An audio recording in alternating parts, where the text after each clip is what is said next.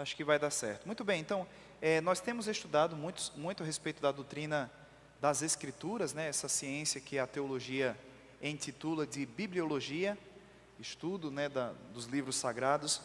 E depois de pensarmos mais acuradamente a respeito do tema revelação, que nos deu a oportunidade, a possibilidade de entendermos melhor a natureza do conteúdo santo que nós temos, e até pensarmos também a respeito de como a Escritura, ela se chegou até nós, e ainda pensando um pouco mais, sabendo que o livro que nós temos não é um livro comum, não é um livro qualquer, é um livro divino, né? Ele foi dado diretamente pelo Senhor Jesus Cristo, pelo nosso próprio Deus. Então, o nosso Deus, Ele nos vendo no pecado e entendendo e conhecendo a escuridão que o pecado coloca o ser humano, nos impossibilitando de conhecê-lo, o Senhor então Ele se revelou até nós, e essa revelação que nós temos, que conhecemos como Bíblia, como Escritura, é conhecida também na teologia como uma revelação específica. Agora, ao longo dos nossos estudos, quando nós falamos a respeito da revelação geral, da revelação específica, os seus significados e as suas relevâncias e implicâncias para as nossas vidas, nós começamos a lembrar também que Deus, Ele falou e expressou a sua vontade, Ele expressou o seu plano redentivo através de alianças. E até então, nós já estudamos basicamente 3 alianças. Nós vimos a aliança noética, nós vimos a aliança abraâmica e também vimos a aliança, domingo passado, aliança mosaica, a aliança da lei ou aliança feita com Moisés. E tem sido super importante, não apenas nos aprofundarmos um pouco no conteúdo dessas alianças, mas também nos atermos a pontos, a detalhes específicos que estão intimamente relacionados a essas alianças que Deus Ele fez com o povo. E nós temos percebido o quão importante conhecermos os seus pormenores e como isso nos ajuda a formularmos a nossa teologia, e não apenas isso, mas também nos ajuda a caminharmos de uma forma que agrade o Senhor nessa jornada que nós temos aqui desse lado do céu. Então, ao pensarmos na aliança com a lei, a aliança mosaica, nós vimos basicamente alguns detalhes. Nós vimos que ela foi dada pelo próprio Deus ao povo de Israel, e havia sido uma aliança que havia sido dirigida especificamente ao povo de Israel. E, resumidamente falando, essa aliança, ela possui um detalhe que a diferencia da aliança abraâmica. Quem lembra? Na verdade tem muitos detalhes, mas há um detalhe especial que a diferencia e muito da aliança abraâmica. E quem lembra qual é esse ponto em questão? Muito bem, a sua natureza. Nós vimos que a natureza da aliança abraâmica é uma natureza incondicional, ou seja, Deus, Ele cumprirá, independentemente das respostas dos homens, as promessas que Ele fez naquela aliança. Já por outro lado, quando nós abrimos a Escritura para conhecermos um pouco mais a respeito da aliança que Deus fez com Israel, lá no Sinai, essa aliança conhecida como aliança mosaica, nós descobrimos que a sua natureza é um pouco diferente. Na realidade, ela é completamente diferente. Ela é uma aliança condicional. E o que isso significa? Será que alguém gostaria de trazer uma breve resposta explicando o que significa dizer que a aliança mosaica é uma aliança condicional?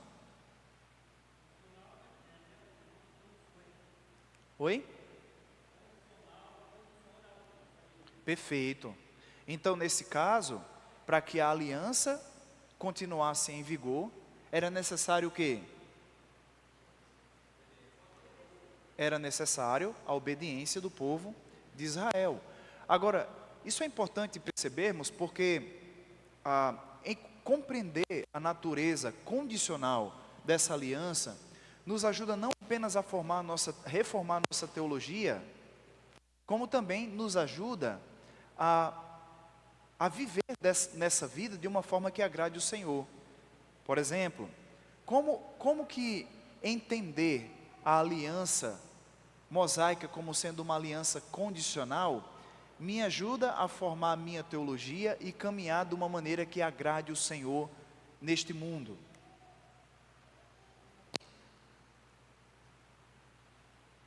Um de cada vez. E aí? Se alguém chega para você e diz, olha, irmão, você não pode comer carne de porco não, porque é um animal imundo. Ou então, camarão. Ou então, tem uma porção, né, de alimentos que foram proibidos pela lei. E aí? Como que nós iremos nos deparar ou encarar essa questão, que é uma questão prática?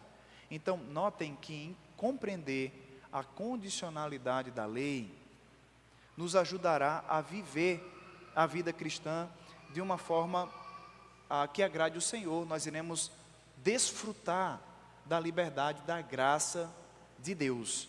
Tem um outro detalhe também, que na lei, os pecados eram tratados de uma forma completamente diferente que nós lidamos e encaramos os pecados nos nossos dias.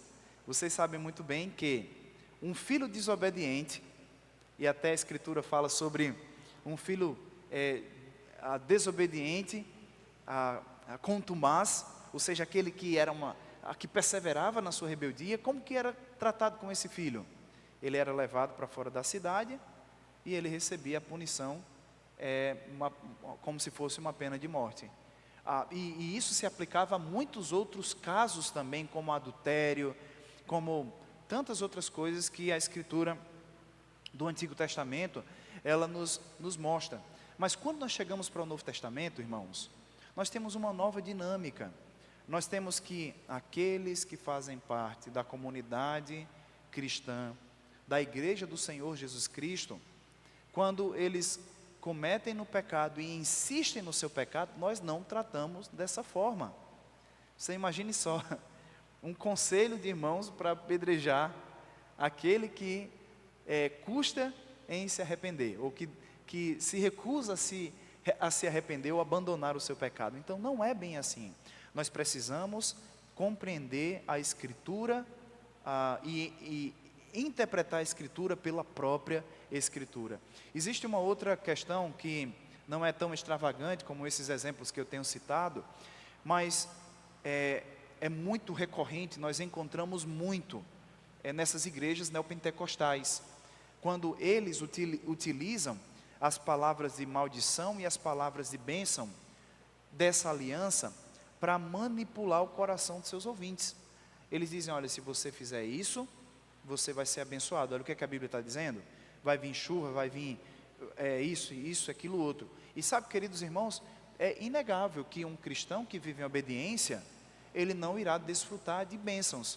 Mas o Novo Testamento também nos ensina que bênçãos não é simplesmente sinônimo à ausência de problema. Muitas vezes, a bênção de Deus para mim e para a sua vida é uma dificuldade, é uma provação, é uma enfermidade, é uma escassez em alguma área da vida. E é nesses momentos onde Deus ele está depurando o nosso coração, onde o Senhor ele está tratando com os nossos pecados. Ele está literalmente nos provando por meio, vou usar uma metáfora, do fogo da dificuldade. Então, queridos irmãos, nós precisamos ter muito cuidado para não sermos iludidos ou enganados por esses pregadores, e na sua totalidade são pregadores que não se valem da pregação da graça de Deus, mas eles são adeptos da teologia da prosperidade. Eles pregam uma prosperidade e eles utilizam de forma equivocada e de forma maliciosa os textos que estão referidos na antiga lei. Agora, isso nos levanta uma questão, que foi até uma questão que nós tratamos com com um certo cuidado, com uma certa delicadeza. Será que então a lei, ela é ruim? Será que a lei, ela não deve ser lida mais? O que é que os irmãos me dizem? Será que a lei é mal? Não. Até o próprio apóstolo Paulo, ele disse o quê? Que a lei é boa e o mandamento é o quê? É santo. O mandamento é santo. Então, o problema, Paulo também nos diz, não está na lei. O problema, ele está em quem? No ser humano pecador. Ele está no próprio coração pecador do ser humano. Então, uma vez que a lei, a aliança da lei já foi abolida e ela não é má, eu devo cumpri-la à risca, eu devo seguir. É interessante a pensarmos nisso, porque existe muita dúvida como que é o meu relacionamento com a lei, como a antiga aliança. Irmãos, nós precisamos sempre lembrar que a nossa regra de fé e prática é o quê? É toda a Escritura. Mas a nossa regra de fé e ordem é o Novo Testamento. Então, é importante sabermos que toda a Escritura, ela revela o caráter de Deus. E o próprio apóstolo Paulo, quando ele quis trazer novos ensinamentos, que estão, por sua vez, escritos no Novo Testamento, ele se utilizou dos princípios do Antigo Testamento, por exemplo, para nos ensinar a respeito de obediência e da necessidade que os filhos devem obedecer os seus pais. O que é que Paulo utilizou? Ele utilizou a lei, porque a lei revela a vontade do Senhor. Então Paulo se fez uso da lei para trazer um novo ensinamento.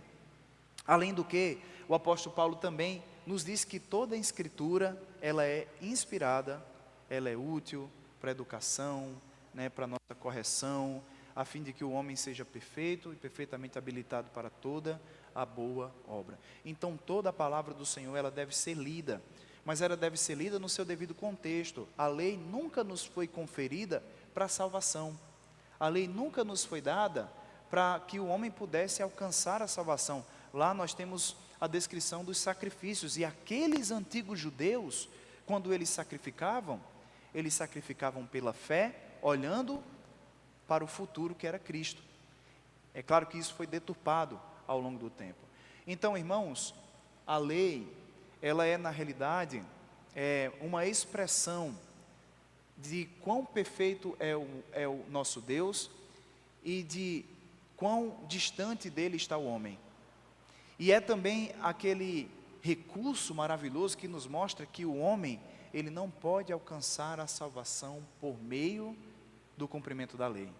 Até Tiago, ele diz que a lei é como uma corrente, como ela está conectada por elos, e quando você quebra um só mandamento, toda a corrente, ela é desconectada. Então, irmãos, a lei não nos foi dada com esse propósito. A lei nos foi dada para servir de aio. Foi o que o apóstolo Paulo nos falou em Gálatas, que a lei, ela serviu de um aio.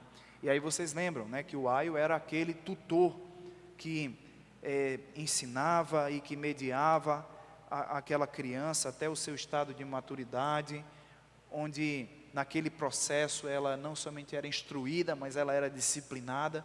E a lei faz isso. A lei, ela nos espanca, ela nos humilha, e ela revela para mim e para você que nós não temos capacidade alguma de agradarmos a Deus com nossas próprias obras. Não temos capacidade alguma para agradarmos a Deus com as nossas obras. Irmãos, hoje nós vamos seguir refletindo numa nova aliança. E essa nova aliança, ela é a aliança de Deus com Davi. Então você já pode anotar aí que a aliança que nós iremos estudar agora é a aliança do Senhor com Davi. E eu quero convidá-los a abrirmos o texto que nos fala mais especificamente das palavras do Senhor, da aliança sendo estabelecida com Davi, que está em 2 Samuel capítulo 7, do verso 12 ao verso 16. E enquanto nós estamos abrindo a palavra do Senhor, se você tiver alguma pergunta, alguma colocação relacionada ainda à aliança mosaica, você pode só levantar uma das suas mãos e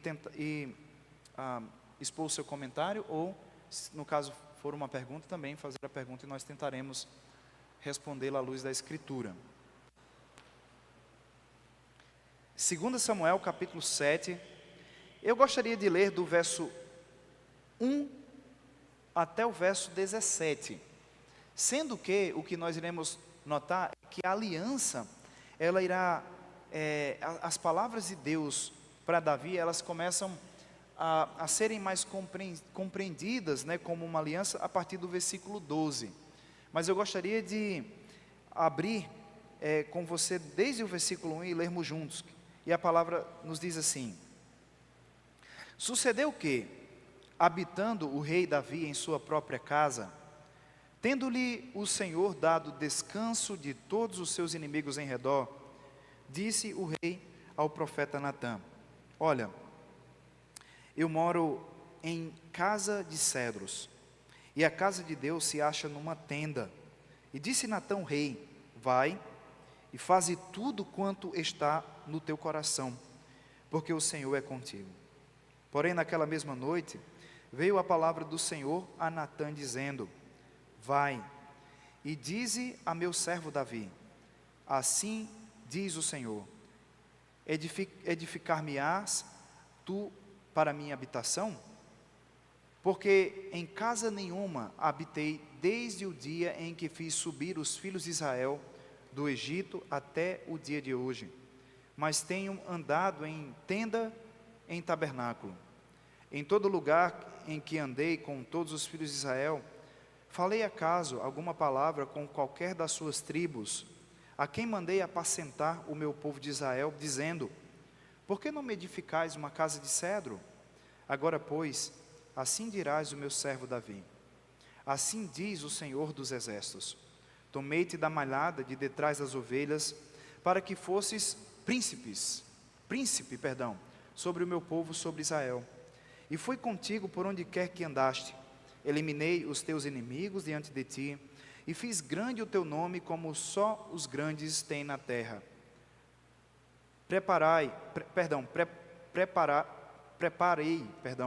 lugar para o meu povo, para Israel, e o plantarei, para que habite no seu lugar, e não mais seja perturbado, e jamais os filhos da perversidade o aflijam como dantes, desde o dia em que mandei houvesse juízes sobre o meu povo de Israel. Dar-te-ei, porém, descanso de todos os teus inimigos. Porém o Senhor te faz saber que Ele mesmo te fará casa. E agora, o verso 12, nós temos finalmente os termos da aliança. Ele diz: quando os teus dias se cumprirem, e descansares com teus pais, então farei levantar depois de ti o teu descendente, que procederá de ti, e estabelecerei o seu reino. Este edificará uma casa ao meu nome, e eu estabelecerei para sempre o trono do seu reino. Eu lhe serei por pai, e ele me será por filho. Se vier transgredir, castigá-lo-ei com varas de homens, e com açoites de filhos de homens. Mas a minha misericórdia não se apartará dele, como a retirei de Saul, a quem tirei de diante de ti. Porém a tua casa e o teu reino serão firmados para sempre de diante de ti. Teu trono será estabelecido para sempre. Segundo todas estas palavras, e conforme a toda esta visão, assim falou Natã a Davi. Irmãos, eu nem orei e vou orar agora, viu? Oremos. Querido Deus, por favor, nos ajuda a podermos depender do Senhor. Que seja o Teu Santo Espírito, nosso professor nesta manhã, trabalhando em nossas vidas, em nossos corações, nos abençoando, ó Deus, em toda a verdade, e também sanando dos nossos corações os anseios que temos enquanto caminhamos nesse mundo.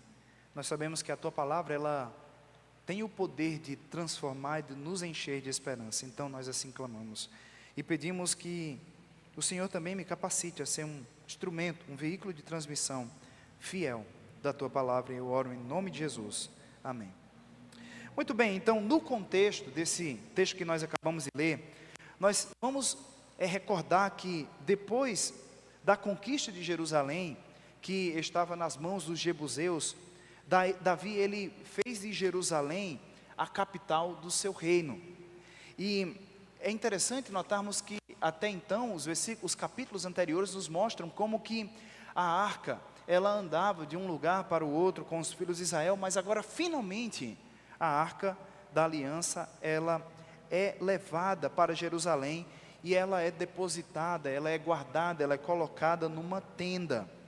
Mas o verso 2, então, ele nos mostra que do seu palácio, e que não era um palácio nada humilde, né? Era um palácio muito suntuoso.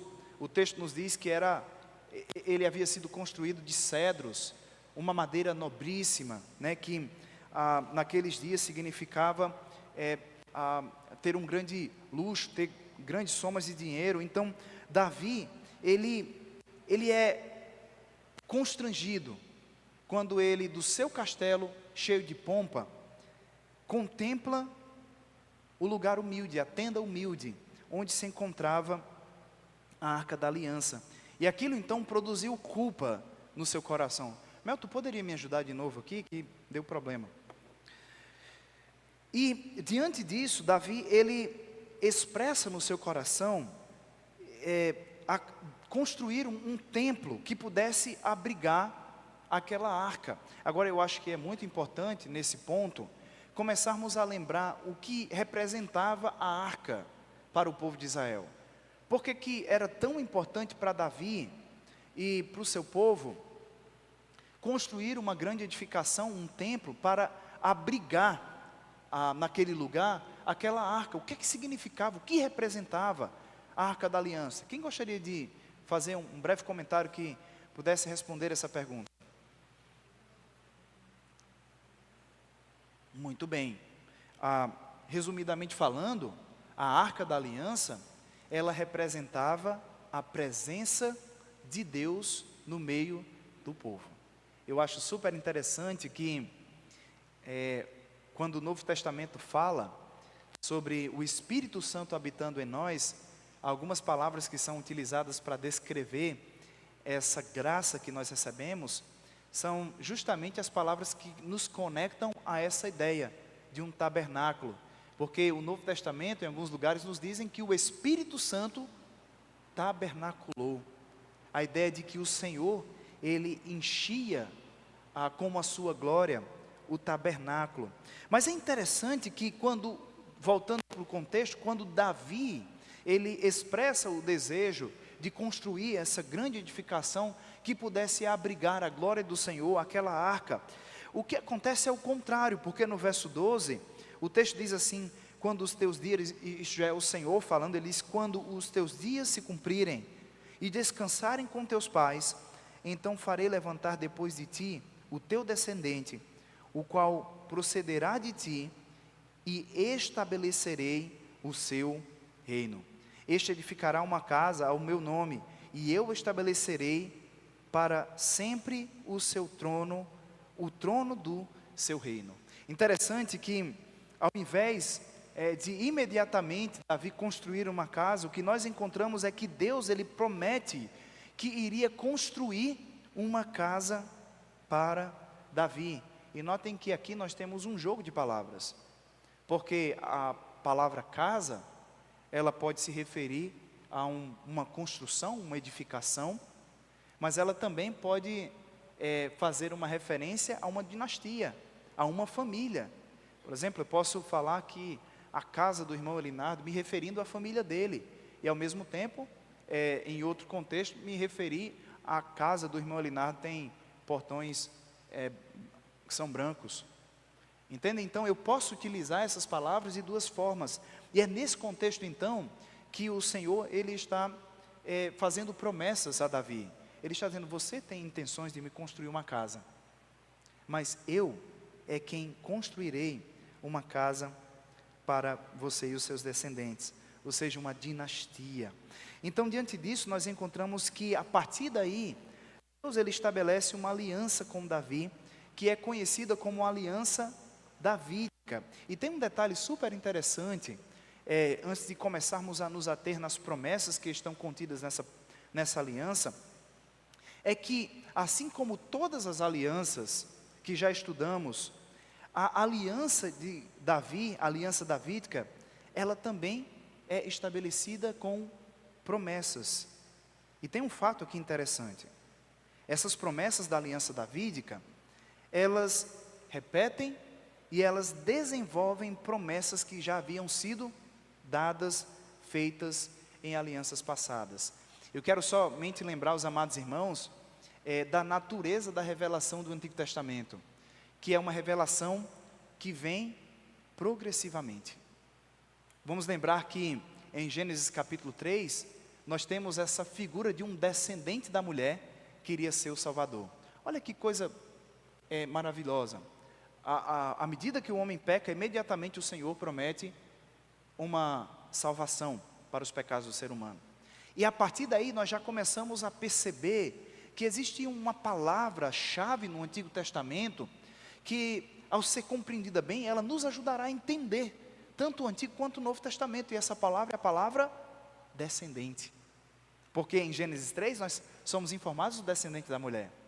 Mas em Gênesis 12, notem que quando a aliança ela é feita com Abraão, essa palavra, essa promessa, esse termo, ele se repete mais uma vez.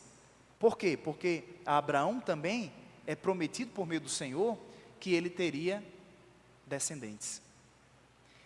E quando nós chegamos no final do capítulo de Gênesis, no capítulo 49, no final do livro, nós já sabemos que esse Salvador, que era um descendente desconhecido, que agora é um descendente de Abraão, ele virá da tribo de Judá.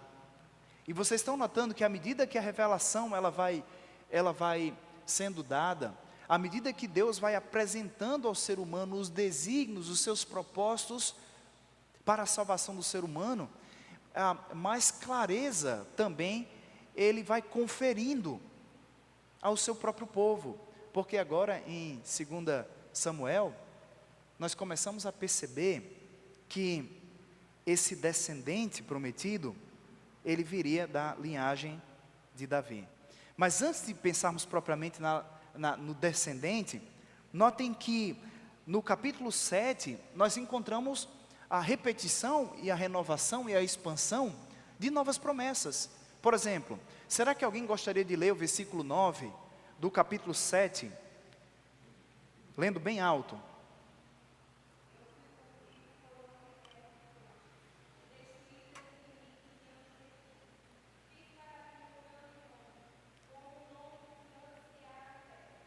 Perfeito. Olha, qual que é a promessa que tem aqui, ou pelo menos, o que foi que Deus fez com Davi, que Ele está nos dizendo? Que Ele derrotou os inimigos, tudo bem, logo depois mais e mais inimigos surgirão, mas o que nós encontramos é que Deus está dizendo a Davi, que ele agora tinha um nome grandioso, um grande nome foi dado a Davi. E quando nós olhamos para as promessas que Deus havia feito ao povo de Israel, onde que nós encontraremos também uma promessa semelhante? Nós encontraremos essa promessa semelhante justamente na aliança abraâmica, que eles seriam um povo grande, eles seriam um povo eminente. No verso 10, 9 e 10, quando ele segue, ele diz assim: prepararei lugar para o meu povo, para Israel, e o plantarei para que habite no seu lugar, e não mais sejas perturbado, e jamais os filhos da perversidade o aflinjam como dantes. A promessa aqui é promessa de um lugar. E onde que nós vemos promessa de lugar? Nós vemos, obviamente, mais uma vez, essa promessa sendo feita a Abraão naquela aliança. Agora, de fato, nós notamos que o versículo 12 em diante, ele começa a nos mostrar uma promessa de que ele seria um rei e que teria uma descendência onde não faltaria rei da linhagem davídica. É interessante que no Antigo Testamento, na aliança de Deus com Abraão, mais especificamente, mais precisamente, quando Deus ele ratifica, ele renova a aliança com Abraão, no capítulo 17, ele disse que de Abraão e da sua linhagem iriam surgir reis. Interessante, até irmãos, para esse texto, que está em Gênesis 17, verso 6, vamos ver se a gente encontra.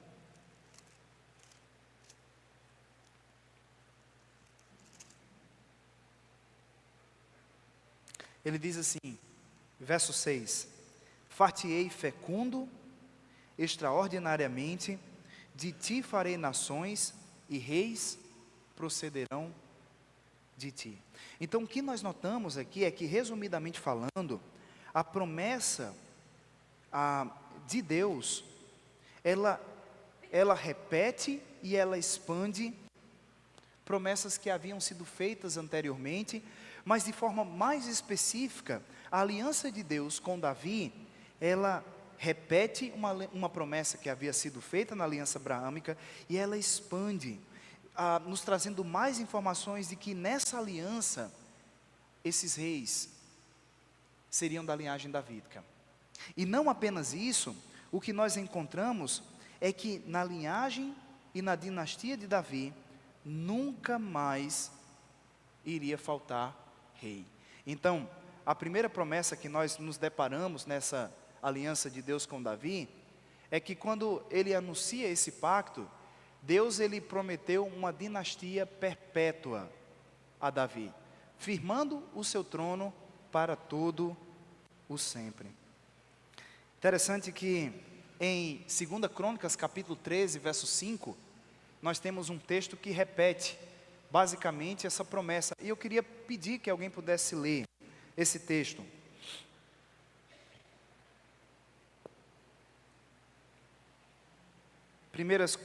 Segunda Crônicas, capítulo 13, verso 5.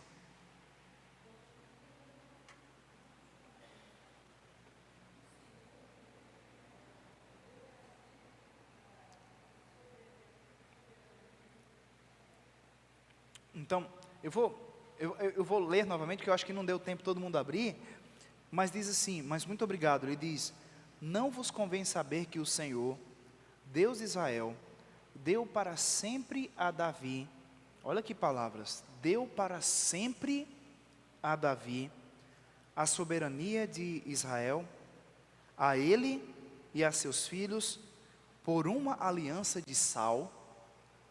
Agora, essas palavras finais é que nos fazem pensar um pouco, não é? Porque qual razão que Deus ele assemelha, ele compara esse trono perpétuo, esse direito de reinar que perdurará para todo sempre, como uma aliança de sal? Alguém saberia a razão, o significado dessa expressão, uma aliança de sal?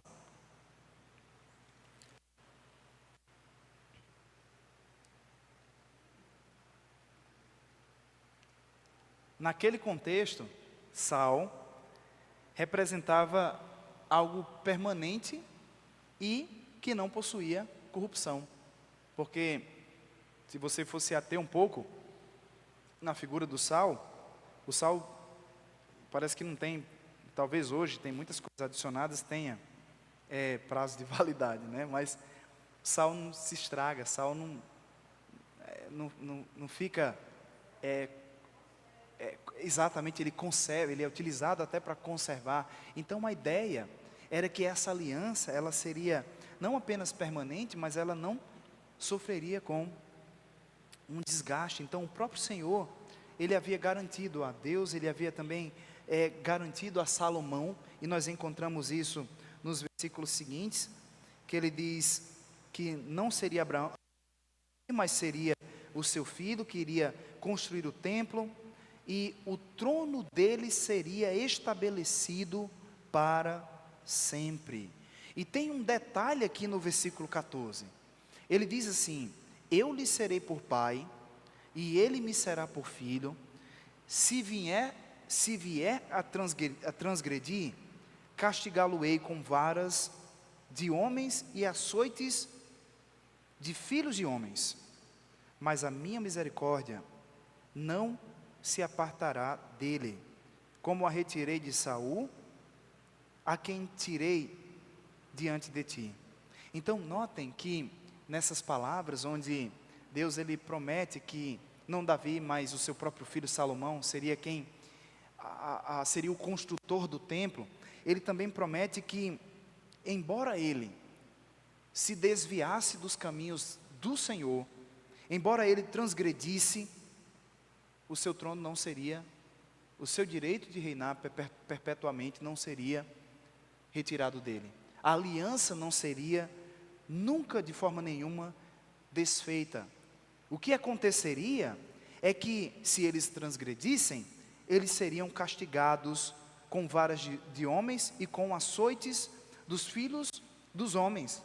Mas o próprio verso nos diz que a misericórdia de Deus não se apartaria dele, como a retirei de Saul.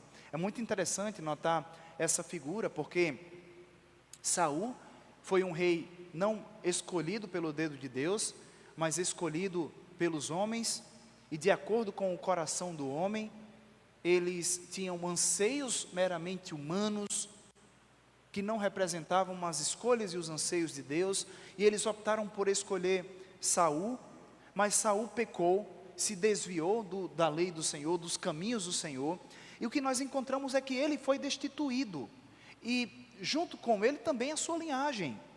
Mas o que Deus estava prometendo nessa aliança é que, embora Salomão ele se desviasse, ele seria castigado, mas a sua misericórdia não se apartaria dessa aliança por causa da sua promessa. E o que é que nós encontramos, irmãos? É que de fato Salomão se desviou dos caminhos do Senhor. E não apenas Salomão, uma vasta sucessão de reis que vieram após Salomão também se desviaram e fizeram o que era mal aos olhos do Senhor. E Deus os feriu, Deus os castigou, Deus trouxe açoites pelos homens, as varas dos homens, os açoites dos homens, foram o meio pelo qual Deus corrigiu e castigou o povo de Israel. E nós temos um exemplo muito vívido, quando lembramos do exílio, quando lembramos daquele cenário onde o povo de Israel ele é levado cativo até a Babilônia. Mas o que nós encontramos, queridos irmãos, é que embora eles tenham sofrido o castigo do ser humano, a promessa de Deus ainda permanece. E isso então nos leva ao segundo ponto. É o ponto que nos diz, que nos fala qual que é a natureza desta aliança que Deus fez com Davi. E ela trata-se de uma natureza de cunho incondicional. Incondicional. E essa incondicionalidade, esse caráter de uma natureza incondicional, ela é vista de diversas formas. Em primeiro lugar, ela é vista nesse texto que nós acabamos de ler. Nós vimos que o Senhor, claramente, Ele havia prometido que, embora Salomão se desviasse, a misericórdia do Senhor não se apartaria de nenhuma maneira da sua casa. Mas tem outros textos também que nos ajudam a compreender de forma mais clara a natureza desse pacto. E eu quero convidá-los então a abrirmos juntos lá no livro dos Salmos, e abriremos no Salmo de número 89. Abra comigo nesse Salmo, porque aqui nós temos palavras que nos ajudam a compreender ainda melhor a natureza desse pacto. Então eu quero ler, eu vou ler do verso 1 ao verso 4, e depois eu irei para alguns versos no final deste Salmo. O verso 1 diz assim: Senhor, Tu tens sido o nosso refúgio, de geração em geração. Antes que os montes nascessem e se formassem a terra e o mundo. Eu estou no 90, irmãos, me perdoem, desculpem-me, é o 89. Diz assim, desculpa: Cantarei para sempre as Tuas misericórdias, ó Senhor, os meus lábios proclamarão a todas as gerações a tua fidelidade, pois, disse eu, a benignidade está fundada para sempre. A tua fidelidade, tu a confirmarás nos céus, dizendo, olha só, fiz aliança com o meu escolhido e jurei a Davi, o meu servo. Para sempre estabelecerei a tua posteridade e firmarei o teu trono de geração em geração.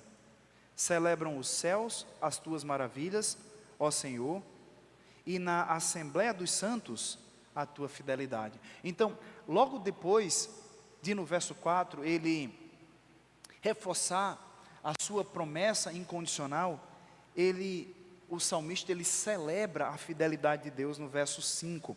Agora vamos para o verso 30 deste mesmo salmo, que ele continua reforçando essa incondicionalidade nas suas promessas. Ele diz assim: se os seus filhos desprezarem a minha lei e não andarem nos meus juízos, se violarem os meus preceitos e não guardarem os meus mandamentos, então punirei com vara as suas transgressões e com açoites as suas iniquidades. Mas jamais, olha essa palavra, você tem que marcar ela aí, mas jamais retirarei dele a minha bondade, nem desmentirei a minha fidelidade. Não violarei a minha aliança, nem modificarei o que os meus lábios proferiram. Uma vez jurei por minha santidade, e serei eu falso a Davi? A sua posteridade durará para sempre, e o seu trono como o sol perante mim. Ele será estabelecido para sempre como a lua, e fiel como a testemunha no espaço. Então nós temos como que de maneira tão clara e tão enfática essa promessa que está contida na aliança de Deus com Davi, ela é mais uma vez reafirmada pelo Senhor. Ela é mais uma vez falada, transmitida pelo próprio Deus. Agora, diante disso, diante da realidade de que nós temos uma natureza de aliança incondicional, talvez seja importante levantarmos uma questão, uma pergunta que é importante demais. Se a promessa de um reino possui uma natureza incondicional, a pergunta é: como considerar a falta de um trono e a falta de um rei descendente de Davi sentado nele? Como entender? Por que não temos lá em Israel um rei assentado num trono? Será que alguém poderia pincelar aí talvez uma resposta? Muito bem, já resumiu tudo, não é? Essa resposta é Jesus. É super importante considerarmos que, embora a aliança prometesse um direito de governar perpetuamente, eternamente, um trono eterno na dinastia de Davi, a aliança, ela não garante que esse governo, ele jamais poderia ser interrompido. E é o que nós justamente notamos. Como nós sabemos muito bem, por causa da idolatria, o cativeiro, ele veio e ele interrompeu o reinado da dinastia de Davi. Todavia, é muito importante deixarmos claro que isso não significa dizer que as promessas foram perdidas, ou que as promessas, elas perderam o seu caráter de incondicionalidade. Muito pelo contrário. Aquele povo, por causa da desobediência, hoje eles não desfrutam dos benefícios dessa aliança. Mas, queridos irmãos, é importante também igualmente lembrar que os profetas continuaram falando a esse respeito. E eles trouxeram ainda mais informações acerca do cumprimento dessa aliança e também da permanência do seu reino. Se você abrir comigo a sua Bíblia no profeta Miqueias, e eu quero abrir junto com vocês nesse texto, talvez se alguém quiser ler Miqueias capítulo 5, do verso 1 ao verso 2. Miqueias capítulo 5, do verso 1 ao verso 2. Quem gostaria de ler?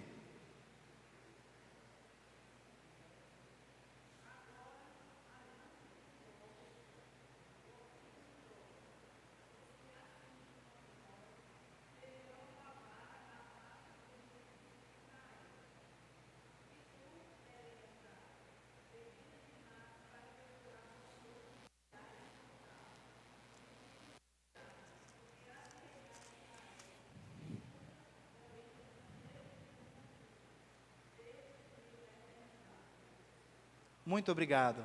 Eu acho importante frisarmos o primeiro verso, quando ele diz assim: agora ajunta-te em tropas, ó filha de tropas, por-se-á sítio contra nós, ferirão com vara a face ao juiz de Israel.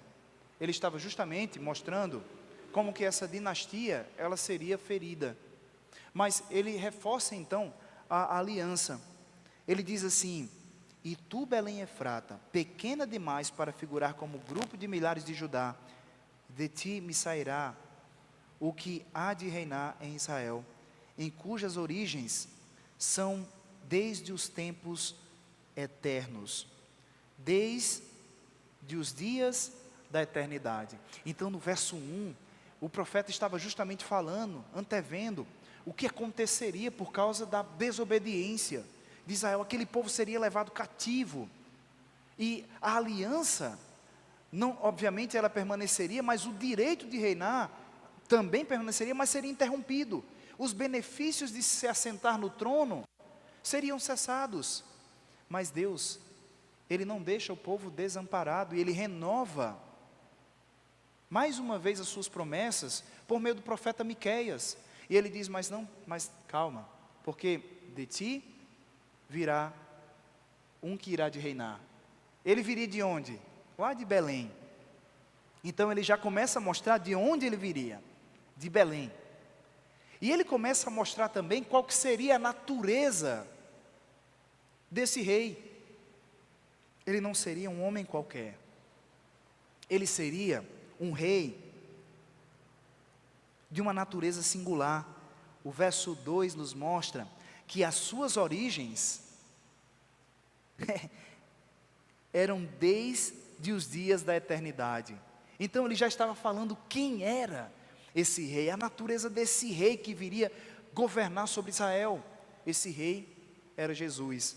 E é interessante que quando nós olhamos no capítulo 1, nos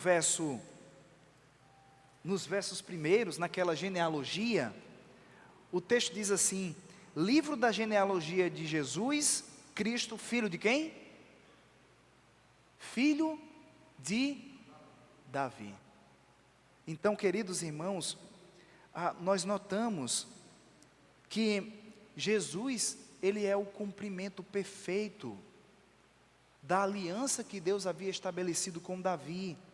Lá em Lucas, capítulo 1, no verso 32, o Evangelho nos diz: este será grande, e será chamado Filho do Deus Altíssimo. Deus, o Senhor, lhe dará o trono de Davi, seu pai. Ele reinará para sempre sobre a casa de Jacó, e o seu reinado não terá fim. É interessante notarmos, irmãos, como que no Novo Testamento, nós encontramos agora referências que confirmam que Jesus é esse rei, que irá assentar-se ao trono de Davi, e como que Jesus, ele governará, e ele cumprirá essa aliança que Deus ele fez com Davi. Se você, por exemplo, abrir em Atos capítulo 15, vamos para esse texto, Atos capítulo 15, eu gosto muito dessa passagem, porque ela me explica perfeitamente bem o texto de Amós. Mas o capítulo 15, o verso 15, ele diz assim: conferem com isto as palavras dos profetas, como está escrito. E agora ele vai citar Amós. Ele diz assim: cumpridas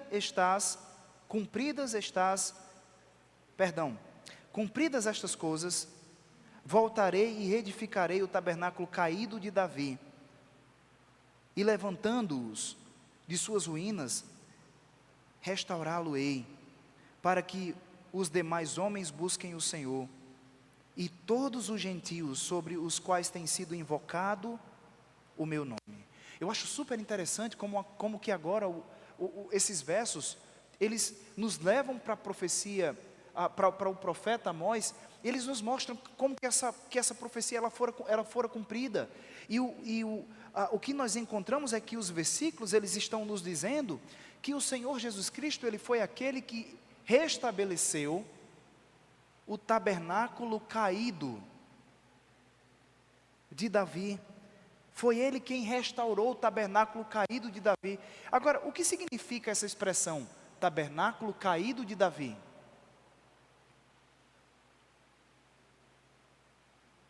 E aí?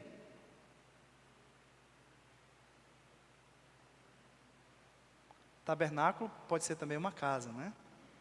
Então, a casa de Davi caída, a dinastia de Davi que caiu, entenderam? O profeta Amós havia predito isso, que aquele tabernáculo caído seria reedificado, seria restabelecido.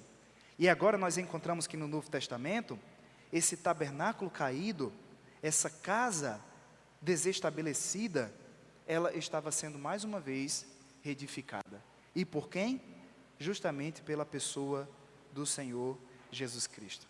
Mas tem um detalhe aqui mais interessante, ainda mais interessante, é que agora nessa casa, nesse reino, onde a casa de Davi, ela será restabelecida em Jesus no futuro, e nós falaremos a respeito disso, estarão também incluídos outros povos.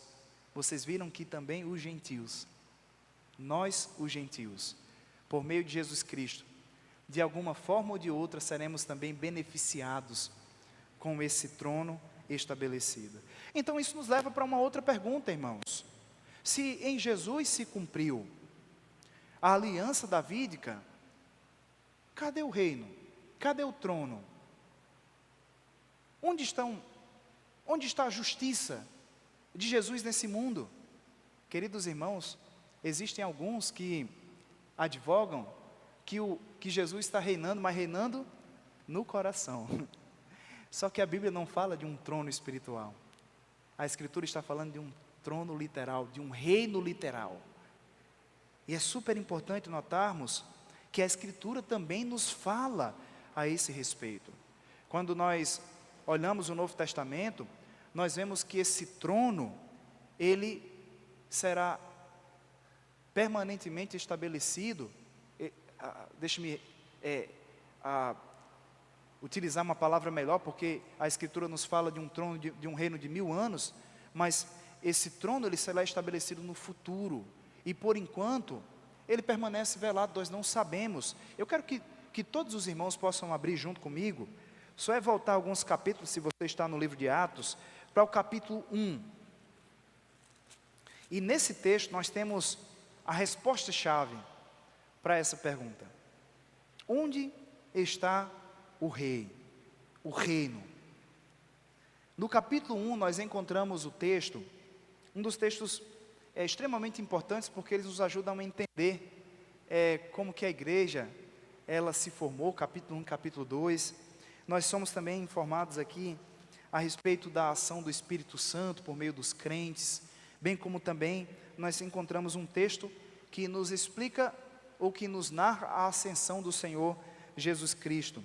Mas é interessante que no verso 3, ele começa dizendo assim: a estes também, depois de ter padecido, se apresentou vivo com muitas provas incontestáveis, aparecendo-lhes durante 40 dias e falando das coisas concernentes ao reino de Deus.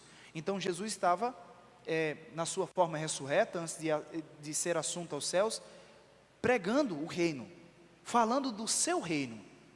Ele é o descendente que cumpriu, que irá restabelecer a casa de Israel, a casa de Davi. Ele estava falando sobre essas promessas, sobre esses detalhes. E o verso 4 diz: e comendo com eles, determinou-lhes que não se ausentassem de Jerusalém, a capital do reino, né?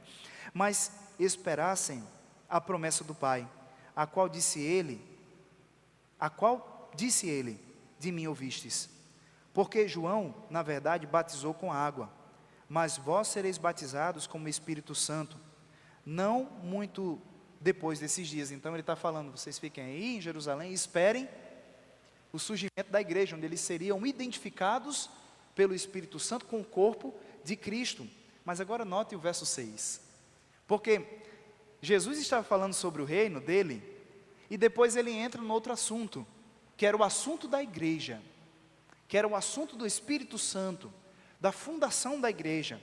E aí no verso 6 os discípulos estão um pouco curiosos, eles querem entender um pouco mais desse reino, ninguém aguenta mais esse mundo. E ele diz assim: então os que estavam reunidos lhe perguntavam: Senhor, será este o tempo em que restaures o reino a Israel? Olha qual era a percepção dos discípulos. Com esta pergunta, eles deixaram mais do que evidente que eles entendiam que havia um reino literal, que não era um reino no coração, era um reino literal que seria estabelecido por quem? Por Jesus. Porque a pergunta, ela só nos dá essa opção de interpretação. E eu irei lê-la mais uma vez. Ele diz assim: então os que estavam reunidos lhe perguntavam: Senhor, será este o tempo em que restaures o reino a Israel? Aí o verso 7 é a resposta do Senhor. Respondeu-lhe Jesus: não vos compete conhecer tempos ou épocas que o Pai reservou para sua exclusiva autoridade. Então o Senhor diz: não pertence a vocês o tempo, saber o tempo do reino. E aí ele volta para o assunto da igreja de novo, no verso 8 ele diz: mas recebereis o poder ao descer sobre vós o Espírito Santo, sereis minhas testemunhas. Então, ao ser indagado a respeito do estabelecimento desse reino, o Senhor responde: calma, não vos compete saber. Apocalipse capítulo 11, verso 15 ao verso 7 também nos fala mais a respeito desse texto, né? Aqui nós temos que esse reino ele é velado e Deus cumprirá suas promessas de um governo davídico perpétuo, não somente sobre a casa de Jacó, nós vemos isso em Atos capítulo 15, mas que abrangerá todo o mundo, os gentios também. Nós encontramos isso em todas essas passagens aqui. Então, queridos irmãos, diante de tudo isso, nós nos perguntamos, então, como que essa aliança, ela pode nos ajudar a formular a nossa visão de mundo e a nossa teologia? Em primeiro lugar, entender essa aliança, suas promessas, sua natureza de uma aliança incondicional, ou seja, Deus cumprirá. Jesus sentará num trono e governará com um cetro de ferro. Todas essas passagens falam desse reino literal. Entender essa realidade, em primeiro lugar, me ajuda a formar a minha escatologia. Quem sabe o que é escatologia? O que significa escatologia? Estudo das coisas dos últimos dias, ou estudo dos últimos tempos. Eu sou habilitado agora a entender que Deus fez uma promessa, e que essa promessa que não foi cumprida, ela um dia se cumprirá. Então, por que é que nós batistas, né, aqui em Cidade Satélite, cremos que ainda há um futuro para Israel, onde Israel reinará com o seu rei, Jesus Cristo, e os gentios estarão participantes desse reino, desfrutando dos benefícios desse reino, onde os judeus eles receberão de uma vez por todas a sua preeminência que havia sido prometida no Antigo Testamento, onde todas as promessas que haviam sido estabelecidas em Isaías, em Ezequiel, em Jeremias, em todos os profetas veterotestamentários, que ainda não foram cumpridas. Nós aguardamos que um dia Jesus sentará no reino, Ele governará com justiça este mundo, com equidade, e essas promessas finalmente se cumprirão. Agora, e para as nossas vidas? Como que entender que Jesus um dia reinará pode mudar a minha maneira como eu caminho nessa terra? Sabe, irmãos, eu tenho certeza que viver essa doutrina não é simplesmente saber. Não é simplesmente saber que Jesus reinará, mas é vivê-la, é aplicá-la ao dia a dia, é alimentar o coração com essa certeza. Quando nós alimentamos o coração com essa certeza e confiamos que Jesus ele governará esse mundo, conforme foi prometido pelo próprio Pai, isso deve mudar a maneira como eu ando nesta terra. E em primeiro lugar, queridos irmãos, isso traz consolação.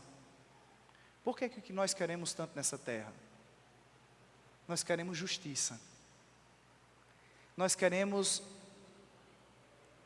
paz. Mas a Bíblia diz que nesse mundo nós teremos aflições.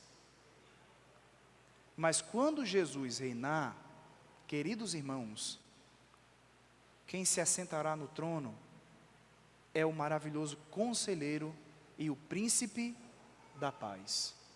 E o Salmo de número 2 diz que ele regerá com cetro de ferro, com equidade os povos da terra. Então sabe o que isso me leva a fazer? Sabe o que isso me convida ou me chama a mudar? Isso me chama, irmãos, a não andarmos ansiosos com idolatria política, porque é tão comum em nossos dias. Nós queremos que um homem venha, ele sente e ele mude. E isso é tão problemático, irmãos, que nós transferimos toda a confiança que deveria estar em Jesus Cristo para os governantes dessa terra. E a igreja de Jesus tem perdido tanto ao longo desses anos. Esses 6 anos têm sido um tempo de grande idolatria política, onde a nossa confiança, ela claramente tem sido revelada, e tristemente, ela muitas vezes não é depositada completamente no rei, que governará todas as coisas. Ela é depositada em homens.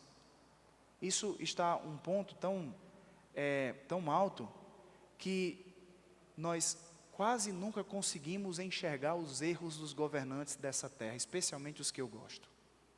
Então, irmãos, isso me ajuda, sabe o quê?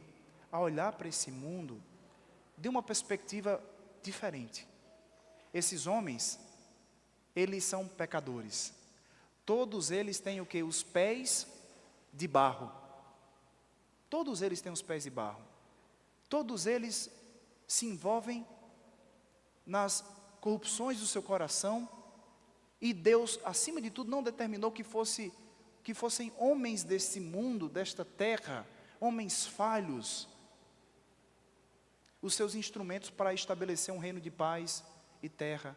É claro que cada um deles é divinamente estabelecido pelo próprio Deus, mas a nossa confiança de que as coisas, elas só irão tomar os seus devidos lugares, as coisas só irão entrar no eixo, as coisas só se tornarão conforme a Escritura nos diz, quando Jesus, na sua vinda, estabelecer o nosso reino.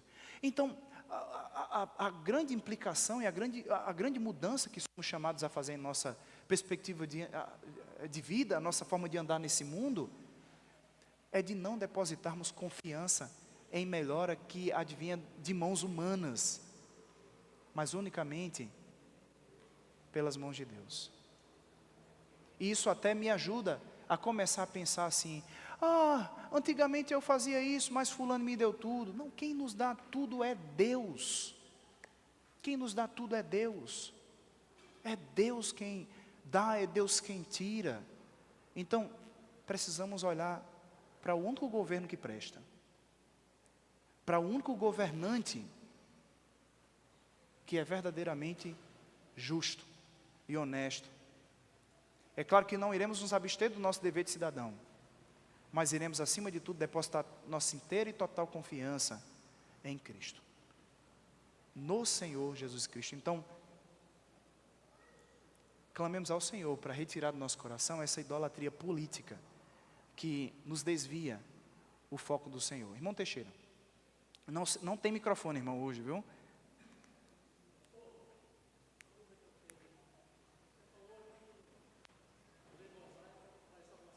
Uhum. Maravilhosa pergunta, irmão.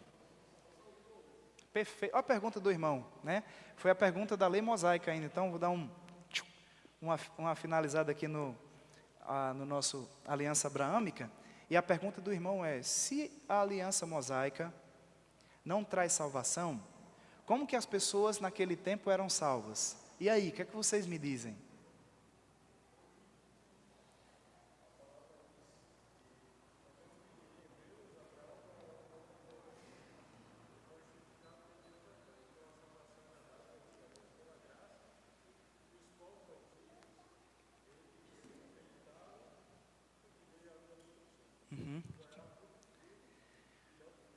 Perfeito, perfeito. Então, só complementando as palavras do irmão Ícaro, a salvação em todas as eras, em todos os tempos, ela sempre foi mediante a fé. Quando Adão e Eva pecaram e Deus fez a promessa de um Salvador, Eva teve logo um filho e disse: é esse. Ela já esperava que a salvação viria no próximo descendente. Quando vemos Abraão, e olhamos em Gênesis capítulo 15 o relato da sua conversão, Deus diz que ele foi salvo pela fé. Ele foi justificado pela fé. A única diferença que existe entre nós do Novo Testamento e o povo do Antigo Testamento é que quando eu creio em Jesus Cristo como meu Redentor, como o sacrifício perfeito pelos meus pecados, eu estou crendo no Jesus que já veio. Ele morreu, Ele ressuscitou e Ele está nos céus, consumou a sua obra de salvação. E o povo no Antigo Testamento, eles faziam sacrifícios e pela fé eles confiavam na promessa de Jesus que ainda viria. Então eles estavam olhando para o futuro, nós olhamos para o passado, mas eles estavam olhando para o futuro. Então, os judeus piedosos, os judeus que verdadeiramente eram salvos, eles eram salvos crendo na promessa de Jesus Cristo, que Ele viria para ser o sacrifício perfeito. E é por isso que eles sacrificavam.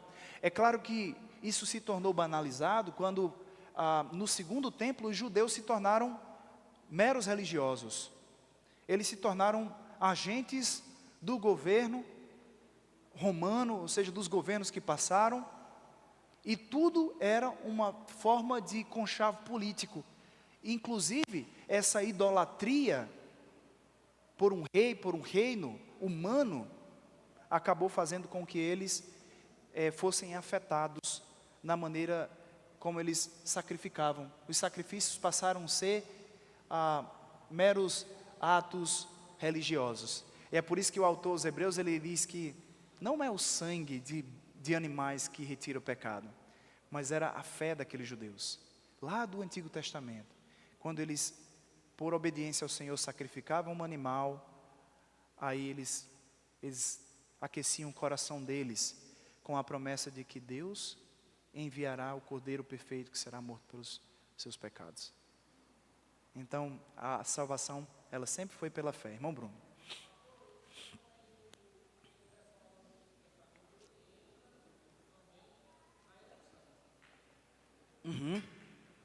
Exatamente. Esse é o assunto mais complexo, que de fato não conseguimos compreender totalmente, mas a Bíblia diz que todos aqueles que são salvos porque Deus nos escolheu antes da fundação do mundo, e de forma que nós não sabemos o porquê, né? Não tinha nada de bom na minha vida, na sua vida. Deus não viu assim: fulano vai ser bom um dia, vai se converter, porque senão a doutrina da depravação total, ela cai por água abaixo. Mas foi por completa bondade e graça, enquanto nós éramos totalmente incompletos na tarefa de agradar o Senhor. Amém. Então a eleição, ela é do Antigo e do Novo Testamento. Vamos orar? Nosso Deus bendito, te agradecemos por esse ensino e renova, ó Deus, a nossa esperança hoje pela manhã no reino de Jesus Cristo. Nos ajuda a amarmos mais esse nosso Salvador bendito que veio para comprar os seus santos, redimi-los, mas também, Senhor Deus, nessas promessas tão maravilhosas que nos foram concedidas. Repousa também, Senhor Deus, o fato de que Jesus irá reinar e nós queremos agradecer por essa promessa maravilhosa. Nos ajuda, ó Deus, a vivermos nesse mundo cheio de injustiças, cheios de transtornos, pois é um mundo quebrado pelo pecado. E nos ajuda, Senhor Deus, a descansarmos nas promessas eternas. Em nome de Cristo. Amém. Então quero chamar à frente a secretária da Escola Dominical.